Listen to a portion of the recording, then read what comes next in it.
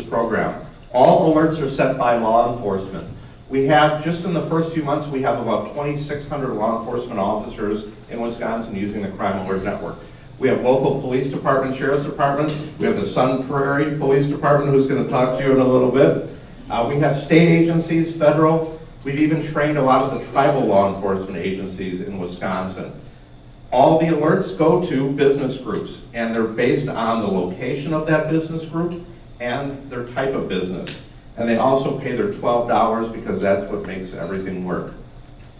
And what this program is it's a web-based system that allows law enforcement agencies to send out alerts to businesses and the public about crime that may affect them. It can be used for crime prevention, crime deterrence. It can also be used for solving crime, apprehending criminals, even notifying the public about police action.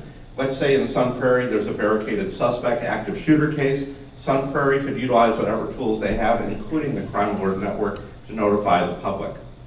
And what makes our system unique, Wisconsin is only the second state in the United States with a statewide notification system like this, is that the alerts are targeted. They're targeted based on two criteria. They're targeted based on type of business. We have over 50 different categories of businesses, and they're also targeted geographically. And the alerts are sent via email, cell phone, text, or fax. You, as a recipient, get to decide how you want to receive your alerts. Wisconsin's Attorney General toured the state today to promote a crime alert system. The Wisconsin Crime Alert Network sends emails, texts, or faxes to those who sign up.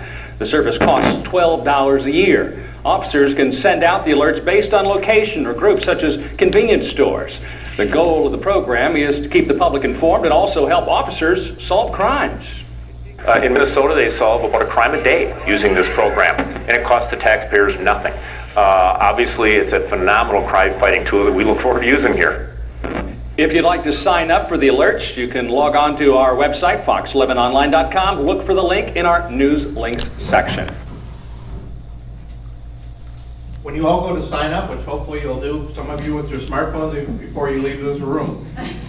That's why they call them smart. What you'll do is you'll log on to wisconsincrimealert.gov. This is a website. You'll click the sign up now button. You can have one of three memberships, so 1 year, 3 year, or 5 year. You'll put in the name of your business, where you're located, what county you're in. You can even select if you're a neighborhood watch member. So if the police department wants to send out an alert to all their neighborhood watch, they can do that as well. And then most importantly, what type of business you have. If you're just somebody from the general public, you can sign up under general public. There's a lot of businesses that fall under more than one category. There is a way to add additional categories after you join. And we have quite a few categories in our system. Then you get to decide how you want to receive the alerts. You can receive them via email, you can receive them via cell phone, or even fax. That's up to you. And here's a scenario where the crime alert system would be used. Let's say there's a pharmacy robbery in Appleton, Wisconsin, a second, a third, even a fourth robbery of pharmacies in the area. The investigating officer decides that they want to send out a crime alert to all the pharmacies in the area. They would log onto the system, and once they're in, they would select what geographic area they want to send the alert to. They can pick a small regional area. They can even send the alert statewide if it's justified. Then they get to select what business groups they want to send it to. So as an example, they want to send it to pharmacies, but they could select any combination of businesses they choose to. They fill out the alert form with all the details about the crime.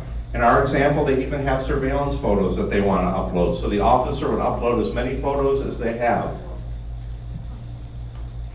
So now the officer presses send alert. Instantaneously, the system will send out these alerts. And in our example, they're all going to the eastern region of Wisconsin. So now you have pharmacies throughout the area receiving this alert. And one pharmacist has just received this alert, and he has seen the surveillance photo of the suspect.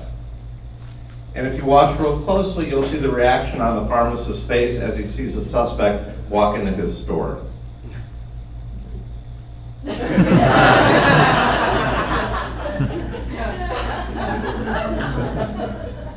You know, I could have the governor with me. This is what people would remember, so.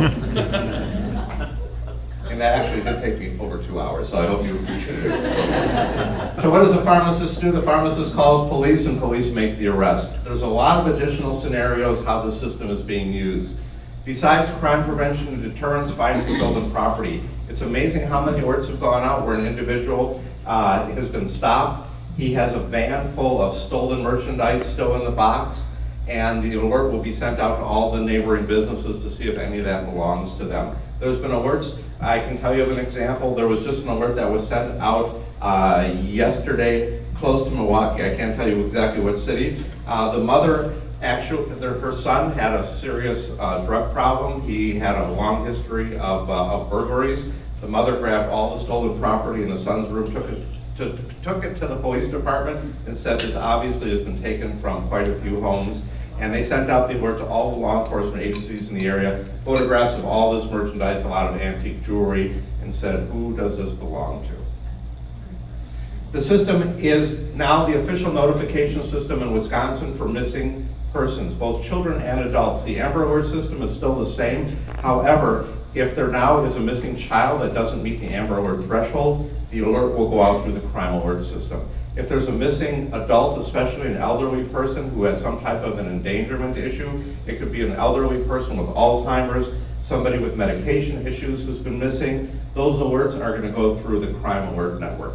It's amazing how many alerts go out for missing elderly people. Perfect example, and it's an unfortunate example, there was a 91-year-old man out of Cedarburg who disappeared last November in his vehicle, took off to go somewhere, hasn't been seen since.